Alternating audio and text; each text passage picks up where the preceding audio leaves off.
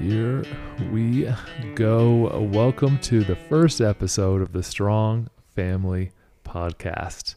I'm Joe. I'm here with my lovely wife, Mel. Give you the very quick introduction so we can get into this first episode on core values. So with the Strong Family Podcast, you can expect to see us twice a week, either on YouTube or on your podcast streaming platform of your choice. We are doing this as a passion project. We'll get into the why a little bit later on with different episodes. But if you can do us a favor and please share the episode, and if you enjoy it, put it into your life and go ahead and tell us how it's working for you.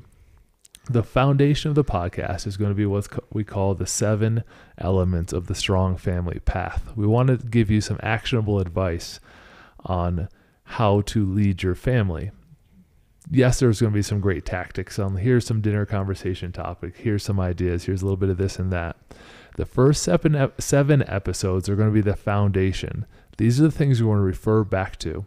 If you want a free PDF of the Strong Family Path, do visit us on strongfamilyproject.com. You can put in your email. We'll send you the outline of the Strong Family Path. It's all listed on the website too, but the outline will include our notes and how we come to these elements. So without further ado, let's get started. I will give Mel a second to introduce herself and we get into the episode. Hi, I'm Mel. And Joe and I are parents of 3 boys, ages 5, 11, and 13. And we've come to find these different parts of the path over time of being parents and going through life together. And we're just excited to share them and hopefully help some other families. This is something I've been fortunate enough to do as part of my career. And I want to thank Mel as we get into the first episode that she's coming out of her shell and being willing to do this passion project. She's found a lot of fire for the family as we've moved across the country. We've got to started with these 3 boys and establishing our core values and our family path. And it's been really amazing to see her grow. And I know it's a comfort zone thing. If you can imagine, we're sitting around a living room with lights shining in our eyes, 3 cameras pointing at us, and we're both a little nervous to get started on episode 1. However, Mel, I'm very proud of you for jumping in and getting started. That being said, let's give the listener something to bite into, and let's make that our core values. So give us a little background on it, Mel. So basically, we think about how companies have core values and they make decisions based on them, and they're very well thought out and specific. And, Joe being a business owner, we've discussed that before, and it occurred to us that this could apply to families. Oftentimes, businesses are run a certain way and families might need a bit more structure, and to set up values for your family can be really empowering and allow your kids and even yourselves to figure out what's most important for your family and where to put your focus. Your family is going to be probably the most important organization in your life. If you look at other high-performing organizations, Mel mentioned organizational structure of companies, which is the nerd stuff that I love, where we talk about really diving in and creating high-performing teams, to actual sports teams and things like that. You see Notre Dame's locker room with the play like a champion. That is their value statement that they slap when they go out to the field. I found through business that I was spending too much time working on my business and not as much time working on my family. I was just kind of letting it happen. And with that realization, we started to take the principles that worked well to set up these successful companies and other organizations, sports teams, to orchestras, to plays, or anything where you want to take an organization and accomplish something. We put tons of structure and effort into it. And we just assume our family is going to happen. Unfortunately, it doesn't work like that. And time passes, and we miss the opportunity to really impact our kids' lives. So we've started with one step of the Strong Family Path, which is going to be our core values. Now, when I was in the business world, I would hear core values and I would kind of gloss over like I was going to fall asleep. Because a lot of companies have core values, but no one knows them and they don't actually use them. So while we'll talk about why we're establishing core values and how to establish core values, the most important takeaway is they need to be integrated into your day-to-day life, in your day-to-day vocabulary, and how you celebrate victories with your family and how you work on improving things in your family. It all has to filter through your core values. Mel, why don't you give a little bit of the background on how we started creating our core values? So we basically sat down, I think separately, and took maybe a week or two and just wrote down a list of everything that we find important. It could be spiritual, it could be reading, it could be academics, it could be sports, it can literally be anything. Think about your entire day or your entire week or a year of life in your family and what kind of things are really valuable to you. It could be adventuring, it could be vacationing or spending time together, any of those things. Anything that's important, even if it seems silly, include it in the list. And Joe and I had both our own individual long list. And once we felt like we exhausted all our ideas and they were all written down, we took time to sit down and go over them. I think we actually did it on a trip. We had like a 5 or 6 hour drive and we're like, let's do it now. Because it can feel a little overwhelming, but very worthwhile. So we were in the car and I think we just started comparing lists. So I had the lists and we could cross off things that we thought didn't quite fit, but we mostly looked for commonalities and we were able to hone it down. I'm not sure how many we had left, but let's say we had about 20 that were in common and we just kept discussing them. And it really led to some rich discussion about what we thought was important, not just for our individual selves, but for us as a family. I think at this point we had 2 kids. And we eventually came up with 6 that we just thought were most important. It did take discussion. It did take some time and, step away from it, come back to it to really see what we thought was the most clearly important thing. And we have our list. Yeah, so we'll get into our list of core values in just a second, but step 1 to refresh is individually you write down, do a brain dump of everything that you find valuable. Think about what you've been taught by your parents. Think about what your favorite coach or teacher taught you. Write down all those values. At the beginning, there's no wrong answers. You want an extensive list so you can see what you have in common with your partner, so then you can decide from there. So you get step 1, brain dump. Take days on this to mull it over. Yes, you'll get probably 15, 20, 25 right off the bat, but don't just make a decision on this one. This one's going to need to marinate for a few days. So you get your full list. And then we talk about it. In business, we play this game called Kill, Keep, or Combine. Mel would read off our list. I would read off my list. We'd decide which ones that didn't really resonate with us. We'd kill them. We'd cross them off. Ones that we really enjoyed, we would keep. Ones that were very similar but perhaps a little bit different verbiage, we'd combine it into one. So we'd slowly narrow down the list. And once we got to a practical amount, our goal is to get it down to about 5 to 7, because anything more than that's tough to carry in your mind. And there's an important saying, what's memorable is portable.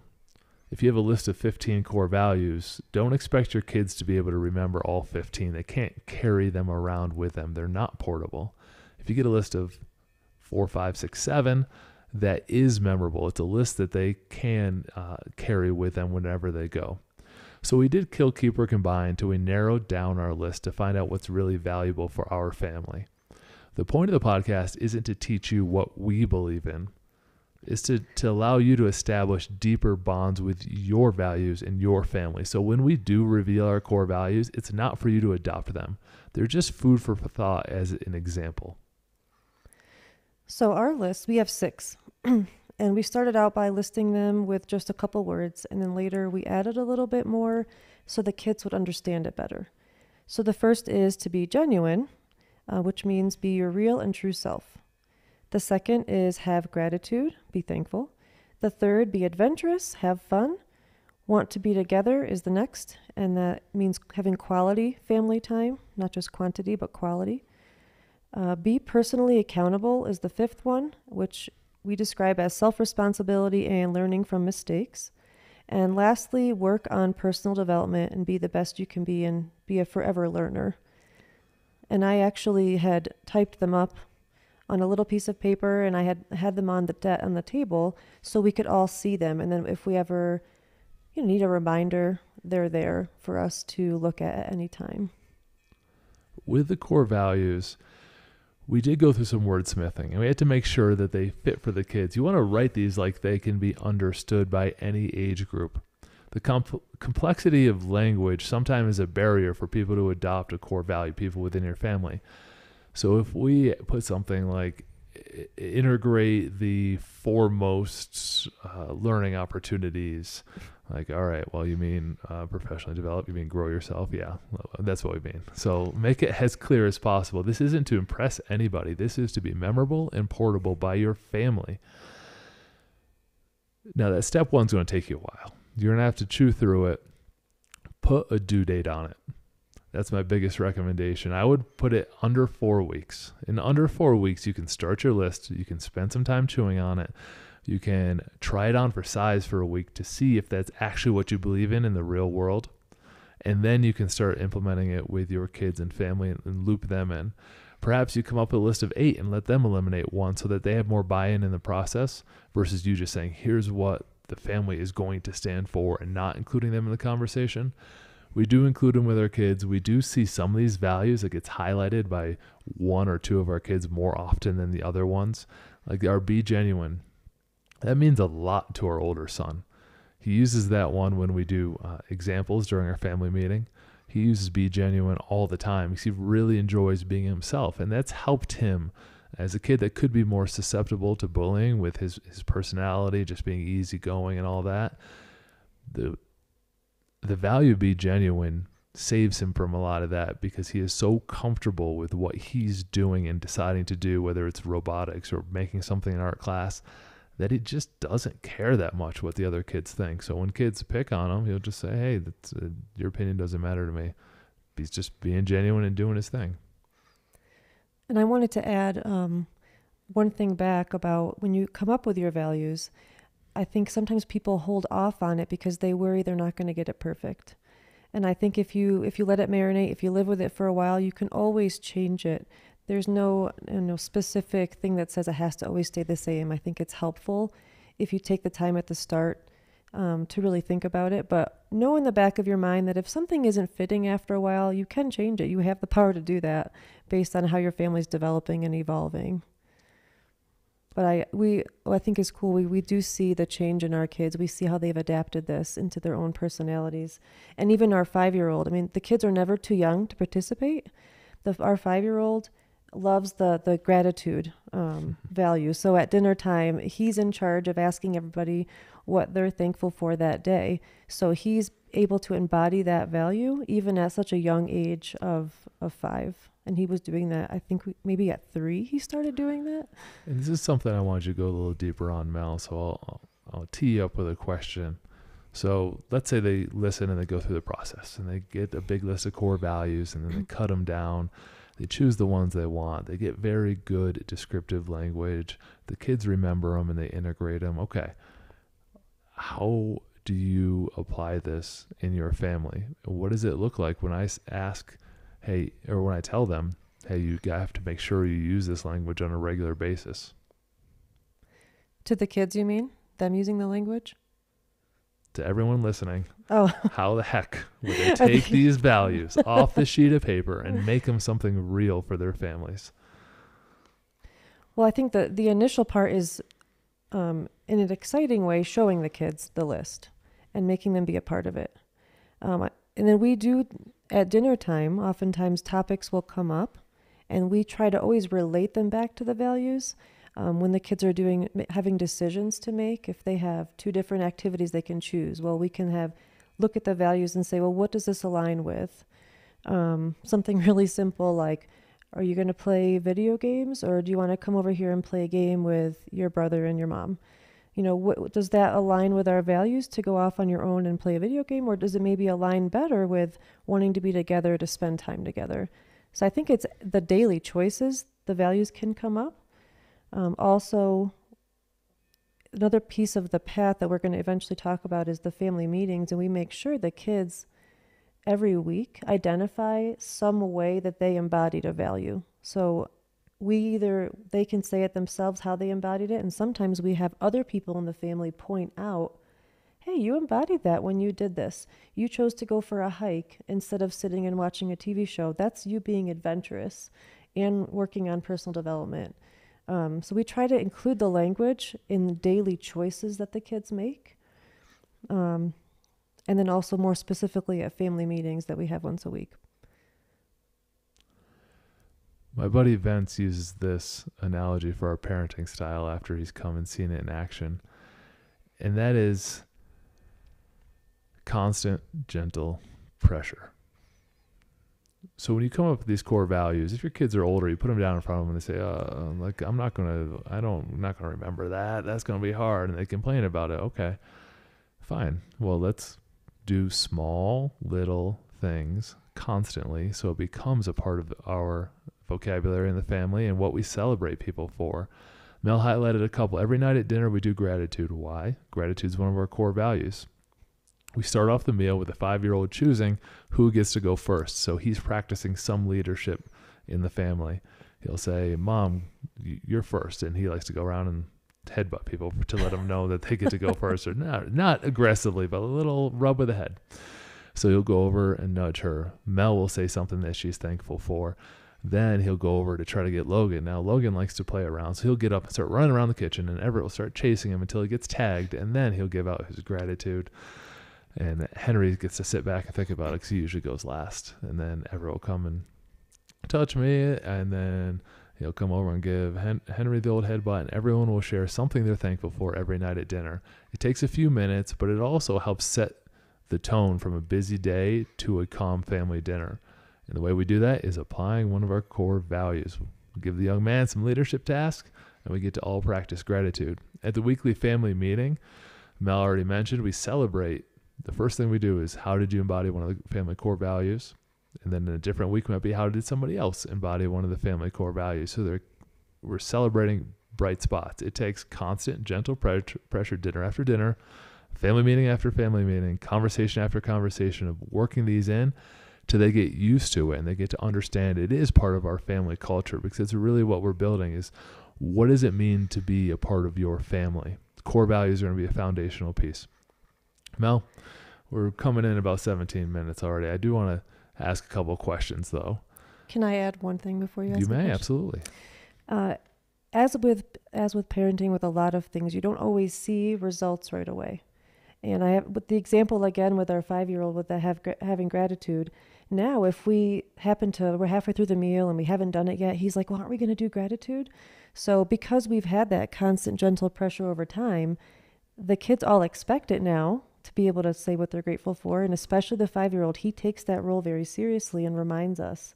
So I love, that's kind of seeing the reward of the constant gentle pressure, is the fact that he himself now initiates it because he knows that's his role and he's excited about it. And it makes us who we are as a family. Oh, we have so much to talk about on this podcast. But to that point, and I mentioned it a couple minutes ago, we want to create people that are leaders. We've defined what it means to be an adult in our family, and we're working towards it. That's got to be a whole separate episode. But part of it's being able to be a leader and to choose a path for yourself. He gets a leadership activity by, he never forgets. I forget sometimes. He never forgets. Time to do gratitude. Time to do gratitude. He's ready to go when he gets to the dinner table because he knows that's his role and he takes it very seriously. But it gives him a leadership opportunity at a high functioning organization. You don't treat him like a 5-year-old. You say, hey, no, we'll handle this. You just sit there and listen, and maybe someday you'll be able to contribute. No. You treat them like they can contribute now. The highest functioning organization that they should be a part of is your family. I said it's the most important, but it should be the highest functioning. They should relate how they interact with your family, with how they do group work at school, how they participate in a team, how they eventually get jobs, get to work for, start a company, whatever they do. The lessons that they learn as a high functioning organization start with your family, and they should start at home purposefully and intentionally. And that's a big foundational principle of this podcast. We want you to be very intentional about what you're doing with your family. Don't just let it happen. Mel, back to my question. What's your favorite core value? If we're doing kill, keep, or combine, now we got to keep them all. Okay. Because I don't want to go through the process again. We're settled. Yeah. What do you got? It's wanting to be together. I love it. Joe and I will step away for a moment to try to have a conversation, and inevitably the kids will come in, and want to be with us. And sometimes my initial thought would be, we have to have a conversation right now, like, go away, give us a minute. But then I realized, because we have this as a value, they're coming to us because they want to be with us. And I think that's really special, and we've cultivated that. And I've heard some other families, their value is, we want our kids to want to be with us even when they don't have to be. Obviously, our kids all live with us now, so we're going to be under the same roof. But eventually they're going to grow up, and we want them to still want to be with us. So that value talks about the right now, but also the future. And I'm sure a lot of parents out there think about the empty nest thing, but I want our kids to still want to be with us. So that value for me is the most important. Do you have one? I will in a second. Okay. You threw me off. I had some feedback for you on that. With the core value of wanting to be together, it is how you perceive it. And that's why we take time to define the core values, because to one family it would be, well, I just need more time to decompress. I don't want people on me. Well, it depends how you define being together. I'll sit down in the room. I have this old man sitting in the rocking chair, get out my book to read for the day.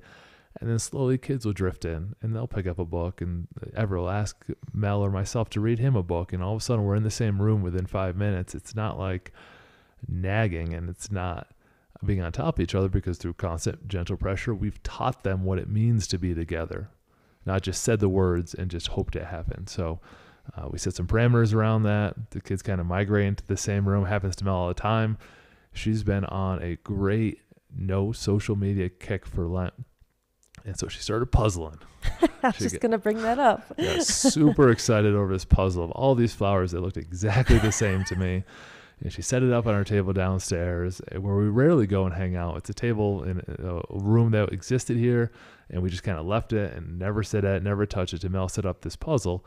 And then all of a sudden after dinner, she'd go down to do her puzzling, and one kid would go down, and then two would come storming down the stairs. And they're playing with their ball, they're playing with their toys, but they're still downstairs in the same room that we hadn't used before, because they just like to be together, and they like to ask questions, and they like to be around people who are giving them great feedback and teaching them. And that's what gets set up with your core values.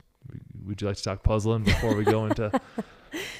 Well, the cool thing is I would invite them. I'd say, you come down and puzzle with me, and they would or wouldn't, but then eventually they'd creep down. And not that they would necessarily be doing the puzzle with me.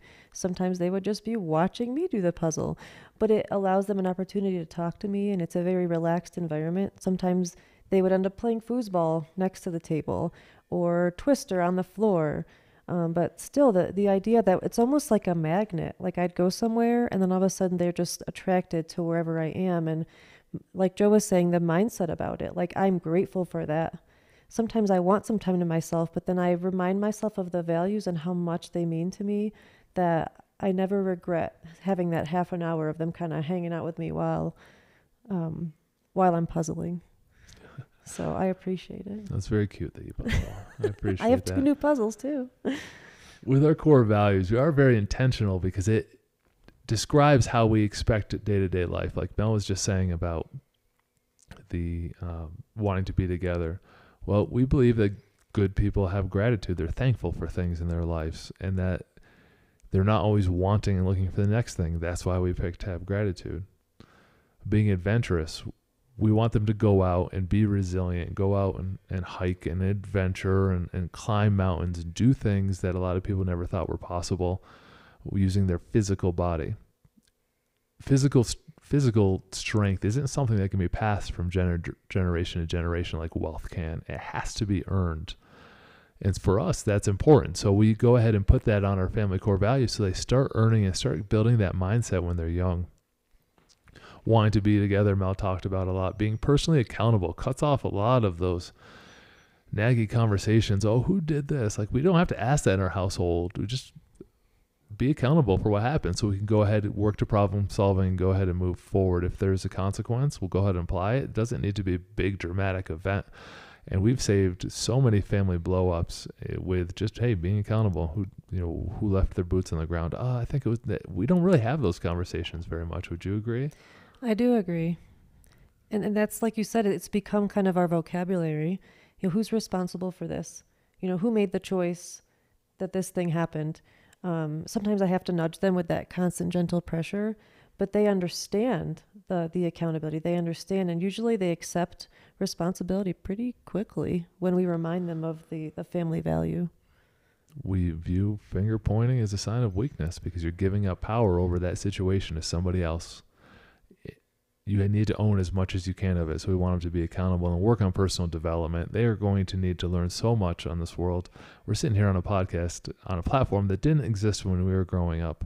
This is my third, fourth, fifth project career, from being a high school teacher to starting a company to doing so much different work. It's going to change, and we've all probably seen that in our job sites or businesses. And if you're not personally developing, you can't keep up. And I'd like to add one more thing to that. These values, I think we're talking a lot about the kids, but we also, as the parents, make sure we point things out. So if we have to be accountable for something, or we made a mistake or something like that, we make sure that we show that to the kids, that we also follow the values. You know, I never want to be that parent who says, oh, that just because I'm the parent, I don't have to do this. We try to be really open and honest with them so they can see our process as well, not just teach them, but we lead by example as well. I think that's really important. Even if you have to apologize for something to the kid, you say, you know, I make mistakes too. And that's part of being accountable. I think that's a powerful example when we can admit that we have shortcomings as well, obviously. Absolutely. To your question on which one would I pick, I really struggle between the last two that I mentioned, being personally accountable and personal development. Being personally accountable is so powerful that it removes a lot of worry from my life, and I hope it does for the kids too. There's so much time wasted on trying to blame people, places, and things, all the nouns you can think of, that it was someone else's fault. In saying that, you can't fix it. And so I really think once they fully understand what it means for accountability, to be personally accountable, it will be very powerful for their lives, because they'll be able to redirect. They'll be able to own, redirect, and control what they can. Sure, there are things that are more someone else's fault than theirs, but even if you say it's that other person's fault, it's giving up the power to what you decide to do next, because you're just waiting for this other person to fix this thing that they might not even care about. And the last one, work on personal development. I highlighted a little bit how things change. Along with the fitness part, I mentioned that with it being adventurous, you can't pass fitness generation to generation. You have to pass the mindset for them to earn fitness. I believe the same about personal development. You need to pass on the mindset where they will continue education to learn the skills. Skills are something that is legacy items. They're legacy items from your family. You might have pictured a dad leaning over the front of a pickup truck showing a son how to check the oil or whatever it is. That's a skill that has to be passed person to person. It can't be passed like a bank account statement, like wealth or finances or a deed as a mortgage. It has to be manually learned. Strength has to be manually earned. And so I love those two that we're talking about, being personally accountable as a mindset, but also personal development to earn. And with earning comes self-confidence. And with more skills becomes more self-confident. And if you want to build a self-confident and resilient child, teach them to be accountable and work on themselves. And see learning as something that's much more than just school. You know, whether you homeschool, whether they go to public school or wherever, we try to always have them be learning something outside of that, whether it be something with the car, like you said, or I can't even think of an example, but we're always, even let's say cooking in the kitchen. You know, I try to teach them some of the things I do in the kitchen so they can learn and become and develop personally. Someday they're going to cook for themselves. So I take any kind of opportunity like that at home to teach them and include them so they feel valuable. Let's start wrapping up this episode with how I should have started this episode, because this is our first podcast and it's not going to be perfect. You got to press record and you just got to start projects. You got to, Steve Jobs says real artists ship. Like, you got to press record and you got to do it. I should have hit you with this with the intro. So dial back in if you think we're going to hit an outro and you can fade away. dial back in, because this is going to be one major general point, not to our family core values, but to the purpose of having them for your family.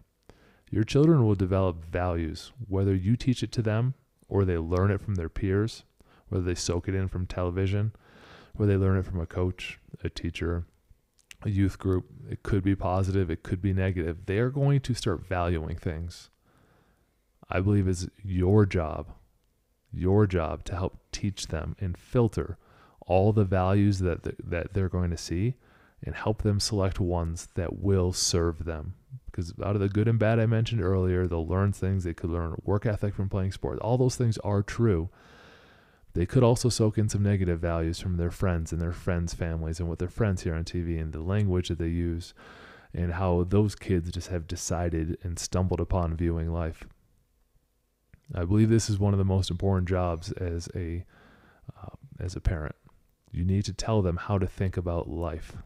Otherwise, they're going to struggle. They're going to struggle mightily for a long time with where's my value? What do I need to work towards? Who am I? Why am I here? You can empower them with the keys to start solving that for themselves. It starts with your core values. It starts with taking these 4 weeks.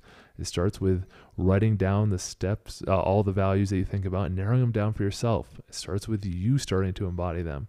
You can get this whole process done in 30 days and set your kids up for extreme success and teach them what values to push away when they're approached at school and what values that they should adopt and celebrate. That's your job. You're slacking on your job if you don't do this. I agree. And it's all about choices. I mean, kids are going to make decisions, and they make decisions based on knowledge that they have and values that they have. So our kids are learning to make decisions based on these values. And I think the decisions are going to be much more positive because of that. I want to thank Mel for doing this podcast. I want to thank all of my buddies on the old Instagram, where you can follow us at Strong Family Co. and on Facebook that have pushed us to do this project. I appreciate you so much. I appreciate you sharing the episodes. I appreciate tagging your buddies in the comments as we're getting this off the ground. And our goal isn't to have tens of thousands of viewers and listeners. I would rather have 1,000 people who listen to each episode and actually do it than casual tens of thousands of listeners. So if you think you're the type of person that will actually use this information and you are passionate about your family life and developing a strong family for yourself, do please engage with the process. Do please share the episodes. Shoot us an email. Go over to strongfamilyproject.com. Get the PDF. We're going to send out we have articles on top of the podcast. We'll have emails when we're just too busy to shoot additional episodes, which we will be doing 2 a week, but there'll be tons more content. And if you want to be one of those real families who really work on this stuff, engage in the process. That's how you get your results, whether it's financial results, fitness results, personal skills, is engaging. So follow us on Instagram. We'll post some more for you. Get over to the website, download how we develop the core values. You'll have a worksheet all done for you for free. Mel and I are paying for this out of our pocket because we think this is so important in our culture to impact family life. And it's getting too pushed to the side. That'll be a pedestal that I get on and rant about on another episode. But I do want to say that this is a passion project. We are doing it because we want to become better parents. What you focus on is what you get, and we're going to focus on learning and teaching and implementing and engaging in our own family life. And we encourage you to do the same. Final thoughts, Mel? Well, I want to thank you for pushing me outside of my comfort zone to do this, because I certainly was very nervous about it. But this is part of why we have the values. I probably wouldn't have decided to do this if I didn't think that personal development was valuable. And I'm very excited to help other families. We've seen such a powerful change in our family with this path that we just couldn't help but want to share it. We talked about with family meetings that we start by celebrating what we want repeated. For us, it's core values. For you, it will be soon as you implement this. When it comes to this whole podcast and tech world, it comes with us getting positive feedback on putting this stuff out. We need people to review the podcast. We need people to share it. We need to help grow the network so we keep this passion going. So if you think we're doing a good job and this is the path you want to go on with us, please contribute by taking those steps. That's all we ask, and we appreciate you very much. Thank you for watching the first or listening to the first episode of the Strong Family Podcast. And a quick shout out to a gentleman named Joe, not me, on Instagram, who shot this outro video on his guitar as just a way to contribute and to help get us off the ground. That is also passionate about his family. So thank you, Joe, and thank you to everyone who shared. We'll talk to you all on the next episode.